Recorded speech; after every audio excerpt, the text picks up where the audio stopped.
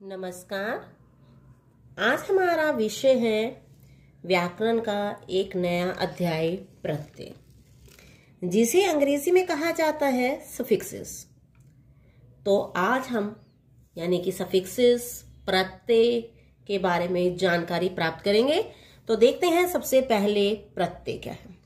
प्रत्यय प्रति प्लस अय से मिलकर बना है। प्रति का अर्थ है साथ में पर बाद में, जो क्या होते हैं साथ में लेकिन बाद में। अय का अर्थ है चलने वाला, ठीक है, लेकिन साथ में पर बाद में चलने वाला, अर्थात पीछे चलने वाला क्या कहलाता है? प्रत्यय। समझ आ गई होगी आपको। प्रति प्लस अय के योग से बना है, जिसका मतलब है प्रति का अर्थ है साथ में पर बाद में, अय का अर्थ है चलने वाला, अर्थात पीछे चलना। तो हम क्या इसकी व्याख्या देंगे? प्रत्यय की परिभाषा क्या देंगे? हम डिफाइन कैसे करेंगे? वे शब्दांश, प्रत्यय क्या होते हैं? शब्दांश होते हैं, यानी शब्द का अंश होते हैं, जिसे हम क्या नाम दिया जाता है? शब्दांश। वे शब्दांश जो किसी शब्द के अंत में लगकर नए शब्द के अर्थ में विशेषता ला देते हैं। जो किसके अंत में लगते हैं? शब्द के अंत में लगते हैं, और क्या बनाते हैं? नया शब्द बना देते हैं और उसके अर्थ में विशेषता ला देते हैं। जो कहाँ जुड़ेंगे? शब्दांश होंगे, ये शब्द नहीं होंगे, शब्दांश होंगे जो शब्द के अंत में लगेंगे और नए शब्द बनाएंगे और उसके अर्थ में क्या ला देंगे? विशेषता ला देंगे। आपको क्लियर हो गया? 4 कंसेप्ट क्लियर किए हैं। शब्दांश होते हैं, अंत में लगते हैं, किसी शब्द के अंत में लगते हैं, नए शब्द का निर्माण करते हैं और अर्थ में विशेषता ला देते हैं। 4 चीजें आपको क्लियर हो गई होंगी। तो उसे क्या कहते हैं? प्रत्यय कहते हैं। तो एग्जांपल देख लेते हैं। जैसे मैंने लिया मम प्लस में ता। मम क्या है? शब्द है, जिसका मतलब होता है मेरा, लेकिन त प्रत्यय जुड़ा है तो इसका क्या बन गया? ममता। मम का अर्थ होता है मेरा, लेकिन त प्रत्यय जुड़ने से इसका अर्थ परिवर्तन हो गया, मेरता नहीं बन गया, इसका अर्थ हो गया ममता। ममता क्या होता है? एक भाव होता है। तो हमारा क्या बन गया? शब्द से एक अर्थ में विशेषता आ गई। क्या बन गया? बिल्कुल ये बदल गया। दया, दया का अर्थ होता है क्या है? दया करना, ठीक है, किसी के प्रति सहानुभूति लगाना।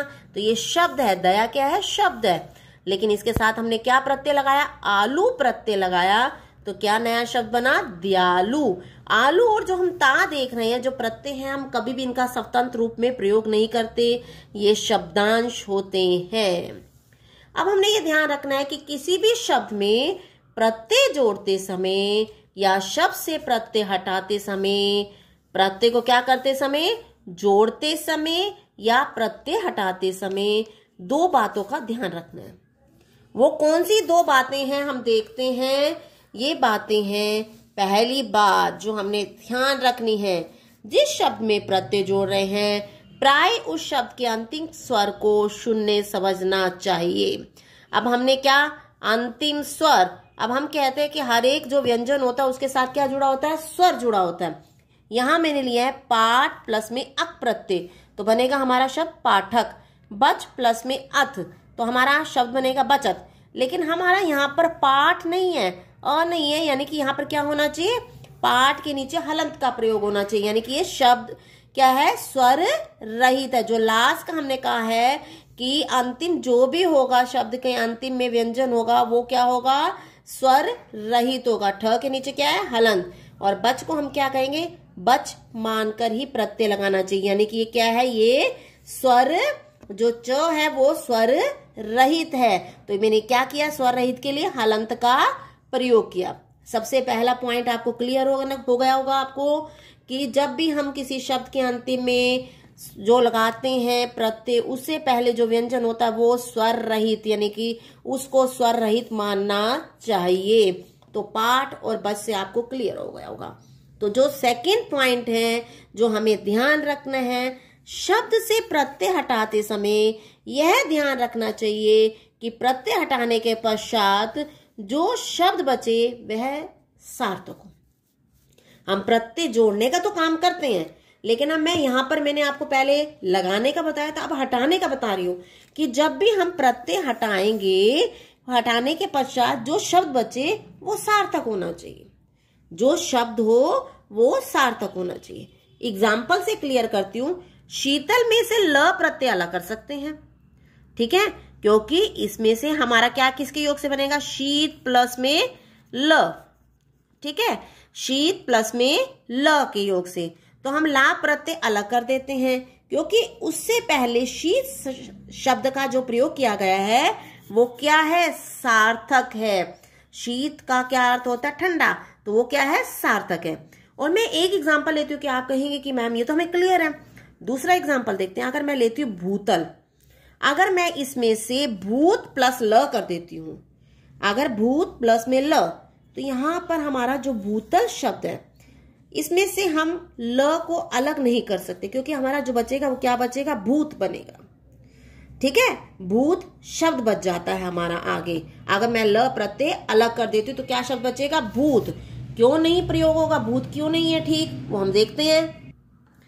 क्योंकि भूतल के संदर्भ में भूत सार्थक नहीं है। भूत प्लस ल बनेगा तो भूत क्या होता है, जो भूत होते हैं, रात को घूमते हैं। और हमारा क्या बन रहा है शब्द, भूतल, यानी कि धरती के लिए प्रयोग किया गया, भूतल पर यहाँ घूमते हैं, लेकिन ये भूत का प्रयोग हो जाएगा, भूत प्लस ल बन जाएगा, जो हमारा भूतल के संदर्भ में उचित नहीं है। तो यहाँ पर क्या बनेगा, अगर हम इसका क्या करेंगे, अलग करेंगे, तो प्रत्यय का अलग करना का प्रयोग करेंगे, तो देखेंगे कि यहाँ पर प्रत्यय प्रयोग हुआ है भू प्लस में तल प्रत्यय। कौन सा, भू माने धरती, तल माने नीचे, यानी धरती के नीचे। तो यहाँ भूत का तो प्रयोग हो ही नहीं सकता, तो ल प्रत्यय का यहाँ पर योग नहीं है। तो यहाँ पर कौन से प्रत्यय का योग है, तल प्रत्यय का। समझ आ गया होगा। अलग करेंगे, जो शब्द बचे वो भी सार्थक होना चाहिए, और जिस शब्द का हम प्रत्यय बना रहे हैं उसके लिए भी इसका जो प्रयोग हो शब्द बचे वो भी सार्थक होना चाहिए। आपको ये क्लियर हो गया होगा। तो यहाँ पर किस प्रत्यय का प्रयोग हुआ है, तल प्रत्यय का प्रयोग हुआ है, ल प्रत्यय का प्रयोग नहीं हुआ, क्योंकि भूत ल, भूत क्या हो गया, भूत पिशाच, वहां प्रयोग नहीं हुआ, तो यहाँ पर हमारे तल प्रत्यय का प्रयोग हुआ है। तो हम प्रत्यय देख रहे हैं, तो प्रत्यय देखते हैं कितने प्रकार के होते हैं। हमारे प्रत्यय दो प्रकार के होते हैं, कृत प्रत्यय, तदित प्रत्यय। ये कृत प्रत्यय क्या होते हैं और तदित प्रत्यय क्या होते हैं, थोड़ा जानकारी प्राप्त करते हैं। कृत प्रत्यय, कृत प्रत्यय का एग्जाम्पल से क्लियर करते हैं हम।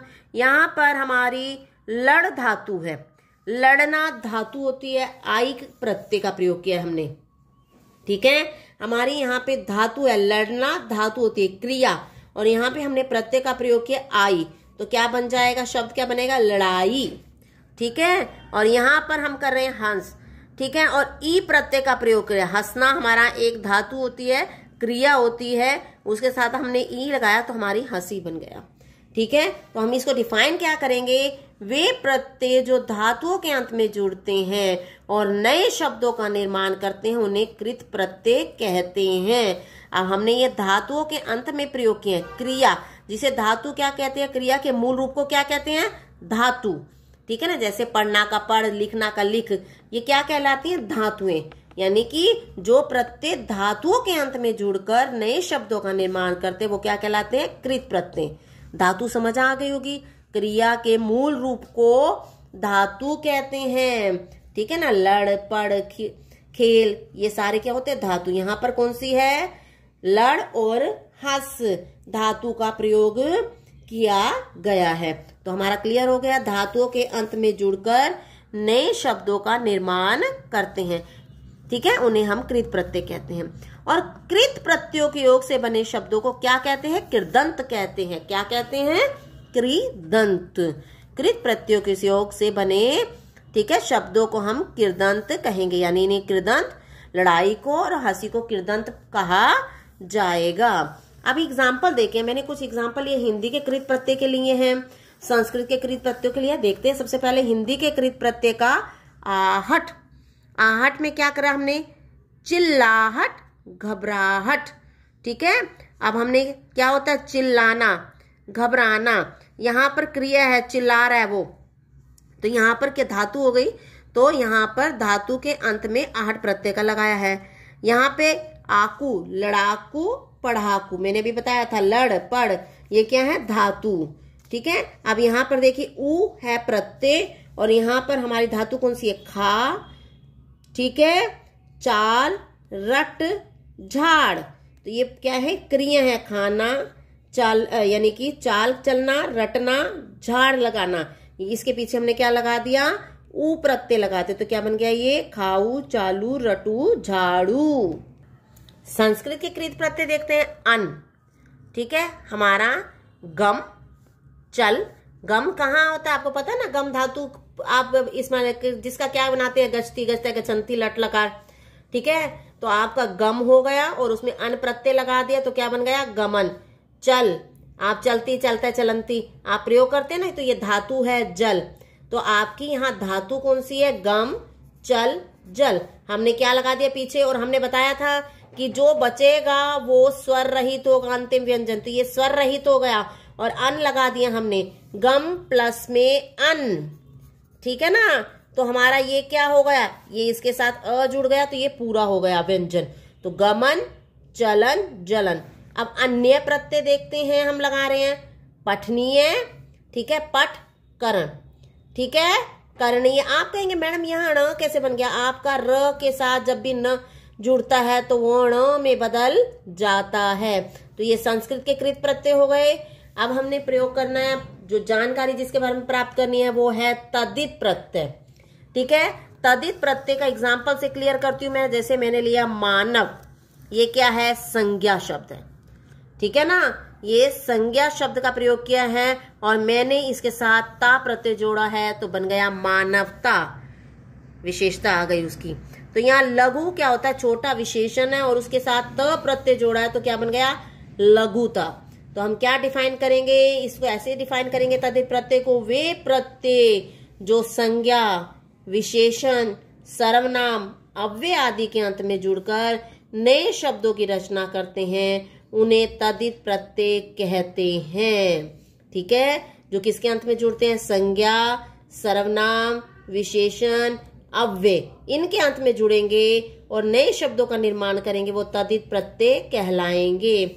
और तद्धित प्रत्ययों के सहयोग से बने शब्दों को तद्धितांत कहते हैं। क्लियर हो गया होगा आपको।